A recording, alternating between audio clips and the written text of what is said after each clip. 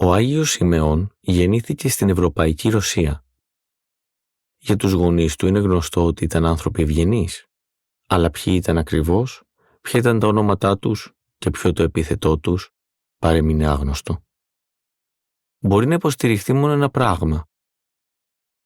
Οι γονείς του Σιμεών ήταν άνθρωποι ευσεβείς και είχαν μεγάλο ζήλο για την εκπαίδευση του γιού τους, ώστε να γίνει άνθρωπος με καλό χαρακτήρα και πιστός χριστιανός. Αυτό δείχνει όλη η υπόλοιπη ζωή του Αγίου. Το ακριβές έτος γέννησης του Αγίου Σιμεών είναι επίσης άγνωστο, αλλά με βάση κάποια στοιχεία πιστεύετε ότι γεννήθηκε περίπου το 1607. Από νεαρή ηλικία ο Σιμεών αισθάνθηκε απέχθεια για τα εγκόσμια αγαθά. Μικρός ακόμα, σκεφτόταν τον Θεό και τα επικοδομητικά κατορθώματα. Όμως το περιβάλλον του ήταν μεγάλο εμπόδιο σε κάθε καλή πράξη που ήθελε να κάνει. Ψάχνοντας για ένα ήσυχο καταφύγιο, ο Σιμεών αποφάσισε να αφήσει την πατρίδα, τις τιμές, τον πλούτο και την αρχοντιά και να πάει σε ένα πιο απομονωμένο μέρος. Η επιλογή του ήταν η χώρα της Σιβηρίας, λίγο πριν την ένταξή της στη Ρωσία, που ήταν ελάχιστα γνωστή ακόμα και τότε στον ρωσικό λαό. Φτάνοντας στη χώρα της Σιβηρίας, ο Άγιος Σιμεών εγκαταστάθηκε στο χωριό Μερκούσινο, που απήχε 50 βέρστια, 53 χιλιόμετρα περίπου από την πόλη Βερχοτούρε και βρισκόταν στις όχθες του ποταμού Τούρα. Στο χωριό Μερκούσινο υπήρχε και εκκλησία αφιερωμένη στον Αρχάγγελο Μιχαήλ. Εκεί συχνά πήγαινε ο Άγιος Σιμεών και επιδιδόταν σε ειλικρινή και ένθερμη προσευχή.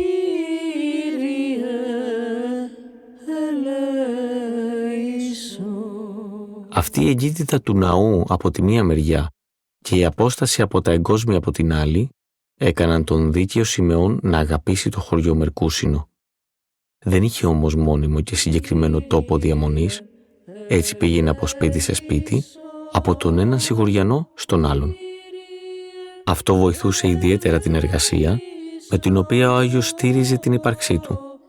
Και αυτή η εργασία ήταν το ράψιμο, το οποίο ο Σιμεών έμαθε αμέσως μόλις έφυγε από την πατρική του στέγη και το οποίο στη συνέχεια δεν άφησε μέχρι το τέλος της ζωής του. Συνήθως οι ράφτες του χωριού δεν έραβαν τα ρούχα στα σπίτια τους, όπως συνέβαινε στις πόλεις, αλλά στα σπίτια των πελατών τους, όπου βρίσκονταν μετά από πρόσκληση των τελευταίων. Καθ' όλη τη διάρκεια της δουλειάς, οι ράφτες ζούσαν, έτρωγαν και κοιμόντουσαν στο ίδιο σπίτι με τους πελάτες τους.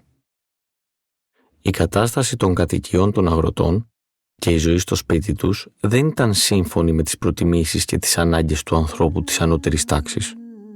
Για έναν τέτοιον άνθρωπο ήταν δύσκολη η προσαρμογή σε αυτόν τον τρόπο ζωής. Ο δίκαιος όμως Σιμεών, παρά την ευγενική του καταγωγή, δεν περιφρονούσε τη ζωή στις καλύβες των χωρικών και με ζήλο ασχολούνταν με τους ανθρώπους αυτούς εργαζόμενος ως ράφτης. Τι μεγάλο πραγματικά παράδειγμα υπομονής και ταπείνωσης. Από όλα τα είδη του ρουχισμού, ο Σιμεών έραβε ως επιτοπλίστων γούνινα παλτό με ρίγες. Με ιδιαίτερη αγάπη εργαζόταν για τους φτωχούς ανθρώπους, από τους οποίους αρνιόταν να λάβει αμοιβή. Θεωρούσε ως την καλύτερη ανταμοιβή για αυτόν να έχει στέγη και τροφή. Για να αποφύγει να πάρει αμοιβή, ο Άγιος Σιμεών άφηνε χωρίς φινίρισμα λίγη δουλειά και συχνά νωρίς το πρωί, χωρίς τη γνώση των ιδιοκτητών, έφευγε από το σπίτι και πήγαινε να κατοικήσει σε ένα νέο μέρος. Γι' αυτό το λόγο συχνά έπρεπε να υπομένει προσβολές, ακόμα και ξυλοδαρμούς. Όμως ο Άγιος Σιμεών τα υπέμενε όλα με τεράστια υπομονή. Μια άλλη αγαπημένη ασχολία του δίκαιου Σιμεών ήταν το ψάρεμα. Γι' αυτόν τον λόγο συχνά έφευγε από το Μερκούσινο και πήγαινε περίπου 10 βέρστια μακριά, σε ένα απομονωμένο μέρος. Και εκεί στις όχθες του ποταμού ψάρευε σκεπτόμενος το μεγαλείο του Δημιουργού που έφτιαξε τον ουρανό και την γη. Ακόμα όμως και σε αυτή του την ασχολία έδειχνε μετριοπάθεια και ανοχή. Ψάρευε τόσα ψάρια όσα του χρειάζονταν για την καθημερινή του τροφή.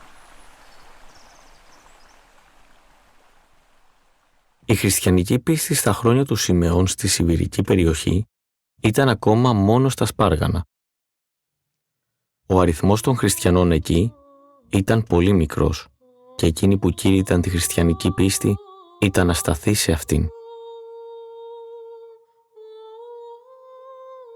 Εκείνη την εποχή οι χριστιανοί της Σιβηρίας δεν είχαν ακόμα αποκοπεί από τις παγανιστικές ιδέες και τα έθιμα. Εξωτερικά ομολογούσαν τον Χριστό και ταυτόχρονα διατηρούσαν κρυφά την προηγούμενη θρησκεία τους.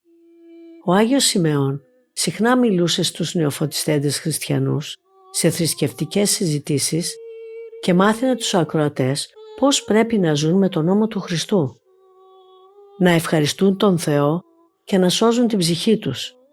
Οι εθνικοί, με ευχαρίστηση και μεγάλη προσοχή, άκουγαν αυτά τα απλά και ειλικρινή λόγια του δικαίου και σταδιακά άφηναν πίσω τις μη χριστιανικές τάσεις και τα έθιμά τους.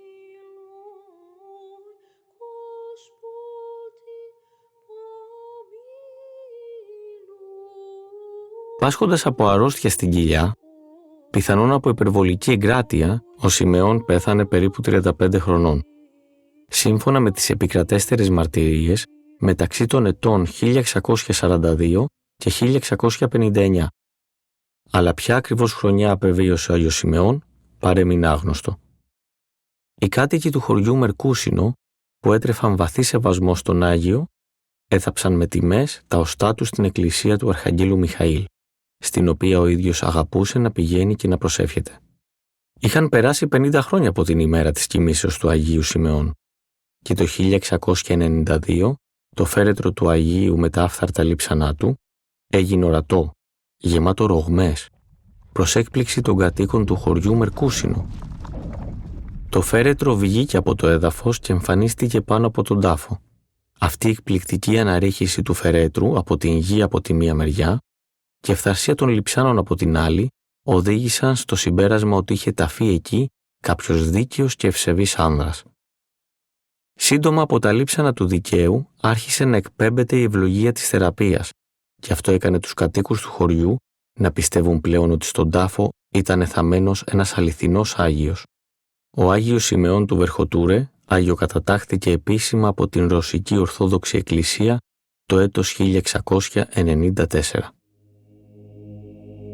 Σιβηρία των γόνων και Ρωσία στο καύχημα και του Βερχοτούρε των θείων Σιμεών ανυμνήσομεν. Η άσης γαρ παρέχει της πιστής και φέρει τους απίστους εις Χριστόν και πρεσβεύεις απαύστος υπέρ των αυτοβόντων.